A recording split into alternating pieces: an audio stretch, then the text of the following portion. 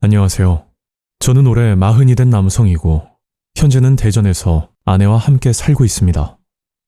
오늘 제 사연은 저희 가족에 관한 충격적인 이야기이며 만약 이런 일이 저에게도 생긴다면 그때는 감당하지 못할 정도로 괴롭고 힘들 것 같습니다. 이 일은 2020년 제가 결혼을 하기 전 전라남도 본가에서 부모님과 살 때 일어난 사건입니다. 저희 집안은 아버지가 장손이시고 그 밑으로 아들이 둘 있는 일명 종갓집이라 불리는 집안입니다. 그리고 저는 형제 중에 둘째이고 이 사건은 첫째 큰형에게 일어났던 일이죠. 저희 아버지는 자식들이 아들을 낳아 대를 이어가는 것에 대한 집착이 많으신 분이었는데 특히 장남이었던 큰형에게 기대감이 엄청나셨습니다. 큰형도 그런 사실을 인지하고 더 바르게 살려고 노력을 많이 했었고 아버지의 인정을 받기 위해 좋은 대학도 나오고 이름만 들어도 알 정도의 연봉이 높은 회사에 입사까지 하게 되었죠. 그러다 보니 아버지는 남들 앞에서 큰형 자랑만 했었고 큰형이 30대 초중반까지는 저희 집안에 아무 문제가 없었습니다. 하지만 문제가 생기기 시작한 건 큰형이 30대 후반이 되고 나서부터 시작되었죠.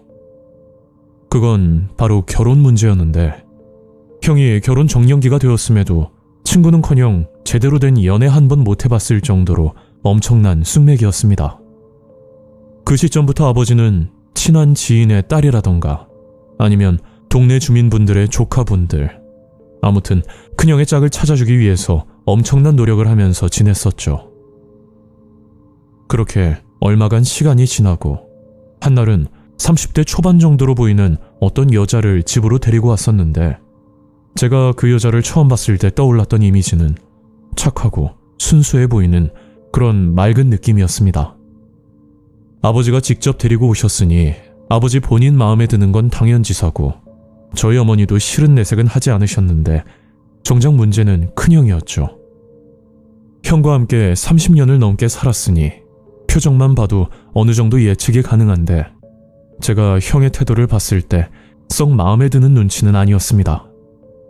그도 그럴 것이 아무리 연애를 하지 않았더라도 형이 원하는 이상적인 사람이 있기 마련이고 형이 정확히 어떤 취향을 좋아하는지는 저도 명확하게는 모르지만 확실한 건 좋아 보이지는 않는다는 사실이었죠. 그런데 얼마 뒤 형의 마음이 바뀐 건지 알 수는 없지만 그 여자와 결혼을 하기로 했고 결혼 준비는 급속도로 진행되었습니다.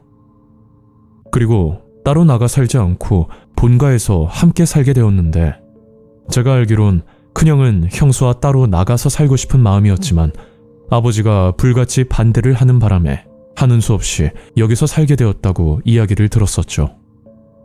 큰형도 그 부분에 대해서는 불만이 꽤나 있었지만 그래도 점점 적응을 하면서 본가에서 부모님과 함께 결혼 생활을 순탄하게 이어가며 지냈습니다. 종갓집 맏며느리라 한 달에 한 번씩 제사 음식도 만들어야 하고 거기다 며느리 입장에서 시어머니와 함께 살고 있으니 그보다 더 힘든 건 없을 거라 생각이 들었고 볼 때마다 안쓰러운 마음에 제가 시간이 될 때마다 형수를 도와주곤 했었죠. 그러다 어느 날 형수가 저를 따로 부르더니 이런 얘기를 꺼내는 겁니다. 저 도련님은 아직 만나는 여자는 없어요? 아, 네, 아직이요. 일도 바쁘고 좀 여유가 없어서요. 근데 왜요? 형수님이 소개라도 해주시게요? 아니요, 그런 건 아니고요. 그냥 궁금해서요. 다음에 술이나 한 잔 같이 해요. 그리고 형수는 방으로 들어갔고 저는 그 순간 좀 꺼림칙한 느낌을 받았었는데 저를 쳐다보는 눈빛이 뭔가 유혹을 한다는 그런 이상한 느낌을 받았었죠. 이건 저 혼자만의 생각이니까 그냥 착각이라 넘겨버렸는데 그 뒤로 정말 당혹스러운 일들이 생기고 말았습니다. 그날은 토요일 아침이었고 저는 아침 운동을 다녀와서 방에서 쉬고 있었는데 그때 제 방으로 형수가 들어오더니 방 청소를 해준다고 말을 하더라고요. 평소 제가 청소를 직접 하는 편이지만 가끔 집을 비울 때는 형수나 아니면 저희 어머니가 청소를 대신해 주셨는데 제가 집에 없을 때는 모르겠지만 방에서 쉬고 있는데 청소를 해준다는 건 또 처음 있는 일이었죠. 아, 괜찮아요. 형수님, 제가 할게요. 좀 들어가서 쉬세요. 그러자 형수가 알겠다면서 제 엉덩이를 툭 치고 나갔고 저는 너무 어이가 없어서 그 자리에 가만히 서 있었습니다. 그리고 그날 밤 큰형을 조용히 불러 심각하게 말을 건넸죠. 형, 내가 이런 말을 어떻게 해야 할지 모르겠는데 그래도 말은 해야 할 것 같아서. 형수 말이야, 뭔가 좀 이상해. 날 쳐다보는 눈빛도 그렇고 오늘은 내 방까지 들어와서 엉덩이를 치고 나가더라고. 좀 이건 아니지 않아? 혹시 형수랑 뭐 문제 있어?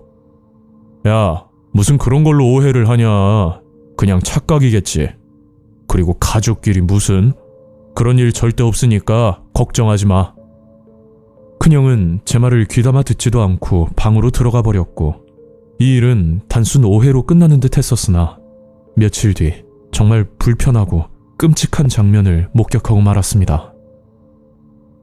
그날은 회사 반차를 쓰고 1시쯤 퇴근을 하고 집으로 들어갔었는데 그날따라 집안에 사람이 없는 듯이 조용하고 정막이 흐르는 것 같더라고요. 아버지는 외출을 하셨다고 하더라도 집안에는 어머니와 형수가 보여야 정상인데 전부 외출을 했는지 거실에는 아무도 보이지 않았습니다. 그리고 제 방으로 들어가려고 하는데 그때 큰 방에서 미세한 말소리가 들렸고 제가 방문 앞에서 인기척을 냈더니 한참 뒤 방에서 아버지가 나오셨는데 옷매무새도 좀 흐트러져 있었고 뭔가 자다가 일어난 모습처럼 보이는 겁니다. 왜 이렇게 일찍 왔어? 오늘 몸이 좀 안 좋아서요. 아버지는 주무시고 계셨어요? 잠깐 누웠는데 잠이 들어버렸네. 얼른 들어가 쉬어.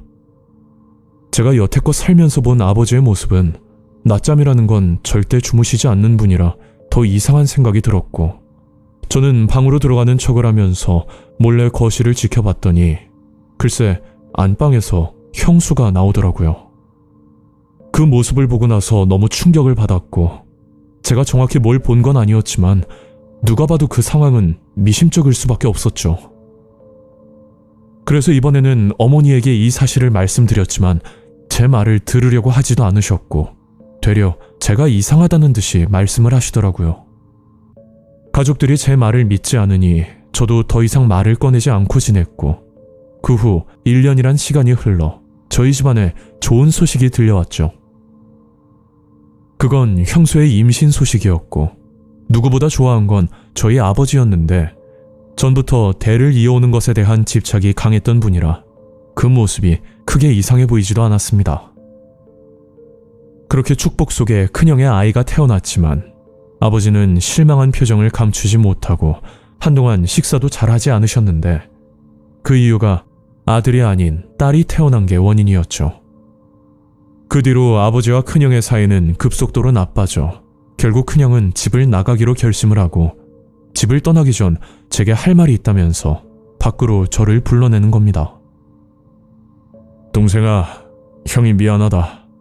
너한테 이런 말 하기가 형으로서 부끄럽기도 하고 지금 너한테 이 말 하는 것도 맞는지도 모르겠고 근데 너는 나처럼 안 살았으면 해서 이렇게 말하는 거니까 잘 들어.